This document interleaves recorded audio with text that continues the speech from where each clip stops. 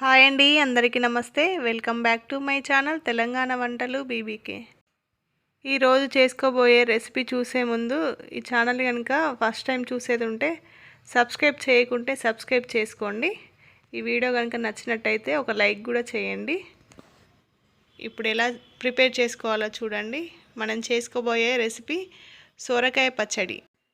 ఇలా ఒక లేత సొరకాయని తీసుకొని మీది పొట్టునంతా తీసేసుకొని చిన్న ముక్కలుగా కట్ చేసి పెట్టుకోండి. ఇలా ఈ సైజు ఉంటే సరిపోతుంది.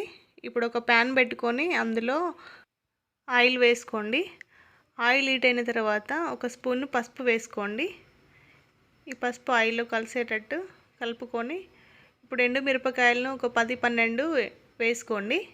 ఇవి వేసుకొని లో ఫ్లేమ్లో పెట్టుకొని గ్యాస్ ఫ్రై చేసుకోండి. ఇలా కొంచెం ఫ్రై అయిన తర్వాత తీసి పక్కన పెట్టుకోండి.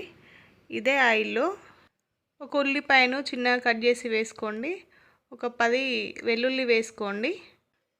ఇందులోనే ఒక స్పూను శనగపప్పు వేసుకోండి. 2 స్పూన్ల నువ్వులు వేసుకోండి.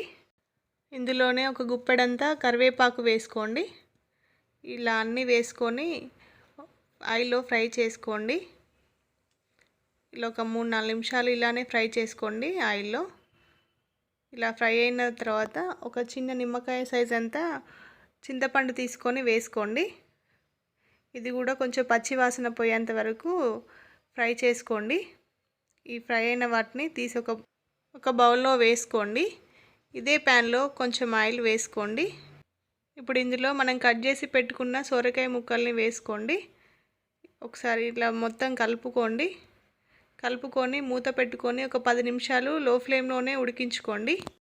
ఇలా మెత్తగా ఉడికిపోతాయి. ఇప్పుడు వీటిని గ్యాస్ ఆఫ్ చేసుకొని చల్లారబెట్టుకోండి. ఇప్పుడు ఒక మిక్సీ జార్ తీసుకొని అందులో మనం ఫ్రై చేసి పక్కన పెట్టుకున్న ఎండుమిర్చి అన్నీ వేసుకోండి.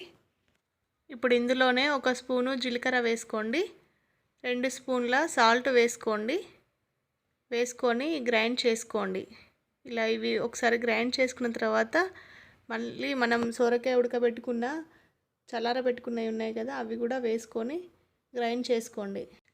ఇలా గ్రైండ్ చేసుకొని పక్కన పెట్టుకోండి. ఇప్పుడు అదే ప్యాన్లో కొంచెం ఆయిల్ వేసుకోండి. ఇందులో ఆవాలు వేసుకోండి, కొంచెం జీలకర్ర వేసుకోండి, ఇందులో శనగపప్పు వేసుకోండి, 2 ఎండుమిర్చిని చుంచి వేసుకోండి, కొంచెం కరివేపాకు వేసుకొని కలుపుకోండి. ఇలా కొంచెం ఫ్రై చేసుకోండి. ఇలా ఫ్రై అయిన తర్వాత మనం మిక్సీ పట్టుకున్న పచ్చడిను ఇందులో వేసుకొని కలుపుకోండి. ఇలా మొత్తం కలిసేటట్టు పోపు మొత్తం కలిసేటట్టు కలుపుకోండి. ఇంతే, ఒక 2 నిమిషాలు ఇలానే కలుపుకోండి. ఇంతేనండి. ఇలా చేసుకున్నారంటే సొరకాయ పచ్చడి రెడీ అయినట్టే. చాలా బాగుంటుంది టేస్ట్. ఒక్కసారి ట్రై చేయండి. చపాతీ రైస్లోకి చాలా బాగుంటుంది. ఒక్కసారి ట్రై చేసి చూడండి. ఓకే అండి, థ్యాంక్ యూ.